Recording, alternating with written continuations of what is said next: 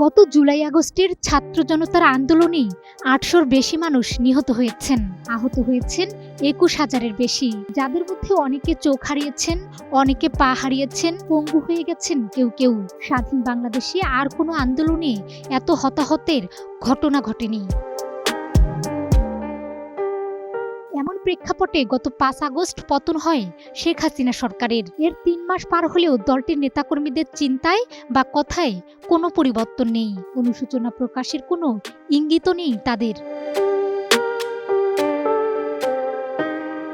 বিদেশে পালিয়ে যাওয়া দলটির কোনো নেতা অডিও ভিডিও বক্তব্য দিচ্ছেন সামাজিক যোগাযোগ মাধ্যমে, কেউ কেউ দিয়েছেন বিবৃতি। তাতে তাদের দাবি দেশি বিদেশি পরিকল্পনায় ষড়যন্ত্র করে আওয়ামী লীগ সরকারকে উৎখাত করা হয়েছে।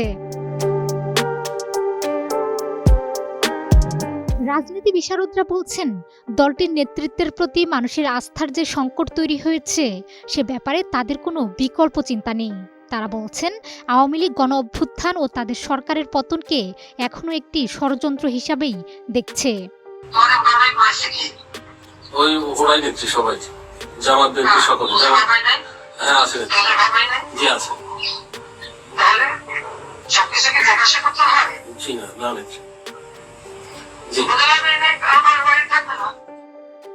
রাজনীতি বিশ্লেষকরা বলছেন, শেখ হাসিনার কয়েকটি ফাঁস হওয়া ফোন আলাপ যদি আসল হয়ে থাকে তবে তার কথাবার্তাও সেই আগের মতোই রয়ে গেছে, কোনো পরিবর্তন নেই। এসব ফোন আলাপে ক্ষোভ ও ক্রোধের প্রকাশই ঘটছে বলে মনে করছেন তারা।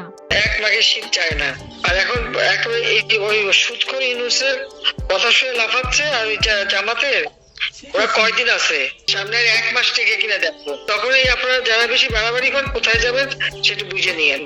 পরিবর্তিত পরিস্থিতিতে আওয়ামী লীগ নেতাদের অনেকে আবার মনে করেন, ছাত্র আন্দোলন সামলাতে শুরু থেকে একের পর এক সরকার যা করেছে, যেসব পদক্ষেপ নিয়েছে তার সবই ভুল ছিল। তারা মনে করেন দলটি আর ঘুরে দাঁড়াতে পারবে কিনা সে ব্যাপারেও নিশ্চিত নন। মাঠের অলরাউন্ডার আমি, আর ঘরের allrounder Taylox. Taylox toilet cleaner, clean মানেই টাইলক্স। রাজনীতি বিশ্লেষকরা বলছেন, মুক্তিযুদ্ধের নেতৃত্ব দেওয়া ৭৫ বছর বয়সী দলটি যে ফ্যাসিবাদের তকমা জুটেছে তা শিগগিরই মুছবে না। তার উপর আওয়ামী লীগ ষড়যন্ত্রের যে তথ্য সামনে রেখে ঘুরে দাঁড়ানোর চেষ্টা করছে তা মানুষের মধ্যে আস্থা ফেরাতে পারবে না বলেই মনে করেন তারা। মাহমুদা বিথি, ২১ টেলিভিশন।